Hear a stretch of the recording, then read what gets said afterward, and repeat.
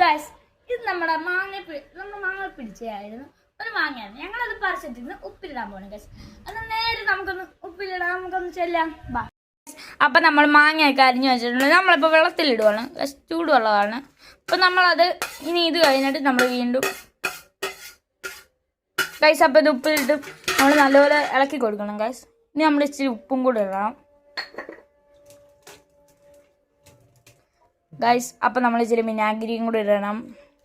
അങ്ങനെ നല്ലപോലെ പെരട്ടി അങ്ങോട്ട് നല്ലപോലെ കൊടുത്തേക്ക് ഗൈസ്. എന്നിട്ട്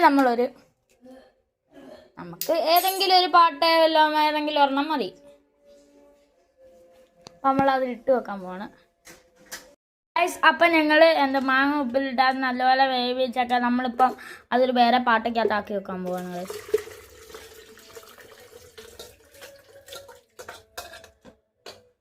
ഗൈസ് അപ്പം നമ്മൾ ഉപ്പിലിട്ടാണ്ട് വെച്ചിട്ടുണ്ട് ഗൈസ്. ഉപ്പിലിട്ട് അതിനകത്ത് വെച്ചിട്ടുണ്ട് ഗൈസ്.